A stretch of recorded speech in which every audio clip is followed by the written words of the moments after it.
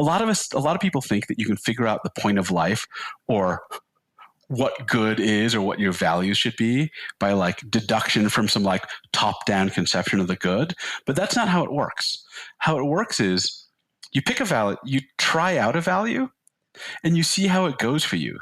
You try out pursuing something, and then you see whether your life sucks or is great. And I think he means things like, I have tried to be, at one point I had the role of someone who's trying to be in tech, and like I aimed at making a lot of money and like, succeeding in business. And that made me into a certain kind of person with a certain kind of mindset and experience, which by the way sucked. Like I was just constantly looking for ways to find leverage over people, and it was horrible. And like there are other, like I have aimed parts of my life at like, valuing being an artist or valuing being a teacher or valuing myself as like a rock climber or valuing myself as a good I'm trying to think of like a good cook or someone with a really good collection of guitars or someone with like a really good stereo system. And each of these drags you into a form of life, and some of them are great and some of them are miserable and make you hate yourself. And I think like those the subtle signals of what it's like to be this kind of person, right? Mm-hmm. That's the kind of things that you use to steer what your values should be. My worry is just that like in some of these cases, external signals are swamping just because they're so loud and clear and shared. That like my internal sense of what it's like to be a person saying these kinds of things in public, like my discomfort or my happiness or my joy or my engagement, is swamped by the fact that, oh my God, this kind of thing gets so many fucking likes. Yeah. Sorry. Yeah, it's such a fascinating conundrum, right? And the way it intersects with what we look at is, I think, really interesting because there's a paradox here, right, guys? Which is that so many of the conspiracist influencers that we follow, they're all about don't outsource your truth, right? Really feel into some sovereign sense of knowing that comes from some other place, because you're not. And this is actually I'm an epistemology nerd like you are, T, and just this notion of how there are layers of expert opinion that we have to be trusting, and if we're not informed enough on a particular topic, then it becomes impossible to tell the expert apart from the grifter, right? And so the other piece of this that I think is intersecting with it is like, okay, if we live in a world where we're continuously given this message that we should be outsourcing our sense of metrics or our sense of what to believe or where we're getting validation from, then it makes us particularly vulnerable to someone who comes along and says, no, I can mainline you directly into a conspiracy theory or a sense of enlightenment or me as the one that you trust above all others, right? I can enhance your intuition, your sense of inner agency. I can do all of the things that T actually thinks are good ideas, right?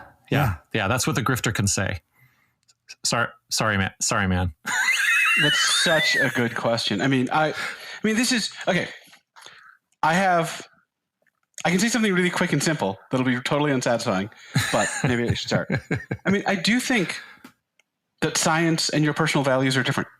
Yeah. I think they're different realms. I think science is about objective reality, and that demands that we have this vast, massive layering of expertise. And I think your values are embedded in you. One way to put it is, am I the best person to know whether my antibodies are working? Hell no. That's not something I have direct access to. Am I the best person to know whether I'm happy and fulfilled? Yeah. Right. And so I think there's this stark divide, and you can screw up in two ways. One way is you can trust everybody about everything. You be like, okay, I'm going to outsource my scientific beliefs, which by the way, most of us have to do. And I'm going to outsource my values too. World, tell me what to care about. Oh, I guess it's money and clicks. That's one problem. And another problem I can imagine is, no, it's all in you. It's all your values, but also the world of science understanding, whatever your spirit moves, right? And I think there's this different domains.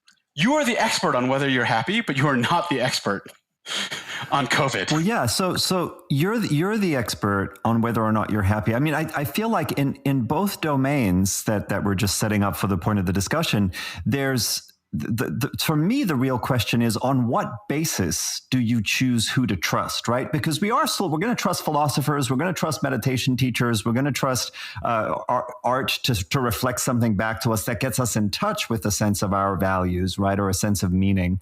And with science, I feel like the kind of trust that we do if we really are science informed, it's based on a kind of skepticism that has a coherence about it, right? And that is somewhat educated on how that methodology works. Whereas what I call freshman skepticism sort of goes into this place of like, no knowledge is possible whatsoever. So you shouldn't trust anyone except for the person who gives you that full certainty, right? I literally think you've just asked the hardest question in philosophy. Sorry. I'm an outlier here in this world. I think for people in this space, epistemology, for your listeners that don't know, this is the study of knowledge. For a lot of them, the classic question is, how do I know anything? Or how do I know the external world exists? But for me, the most important question is, how do I figure out who to trust? Is that an innovation in terms of philosophical literature? Like to turn epistemology into an interpersonal question of trust? Is that something that's new? Because that just blows me away. In the Western European Anglo-analytic tradition, it is largely new, and I really date it to 70s and 80s feminism and feminist critiques of traditional epistemology, especially Annette Beyer, who has this, my favorite philosophy paper, if you're interested, in the last 50 years, is Annette Beyer's Trust and Antitrust. And she starts as this thing where she says something like, okay, you all have this moral theory that's called social contract theory that says morality begins in free individuals making contracts with each other. And she basically says, that's something only a bunch of dudes who spent their life wealthy in a gentleman's club could imagine as the basis of morality that leaves out like families and anyway. So property. If you want the technical, interesting stuff, there's been I think a lot of Western European philosophy has been based around this singular question of like, what can an individual do on their own to figure everything out?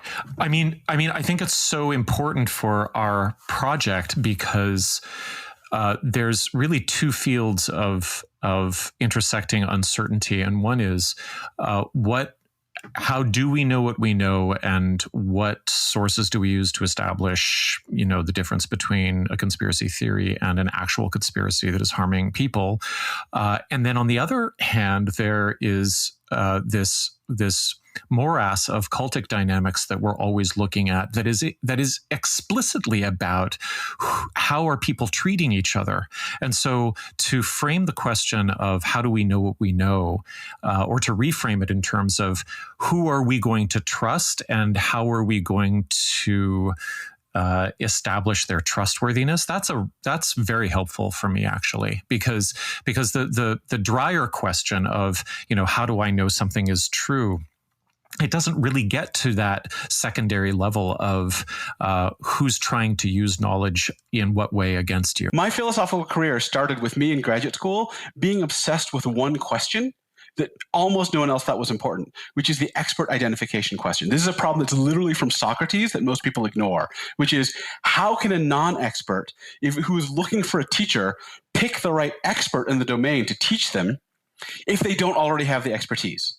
So most people, at least when I was starting, were like, of course there's a solution to that problem. And I was obsessed with the possibility that there might not be. Right. And basically, I feel like the world has collided with my interests. I had a hard time explaining why this was interesting to people 20 years ago. Can I just interject and say that this is the problem of finding the spiritual teacher, right? Right. Which has now intersected with the problem of finding the epidemiologist. Exactly.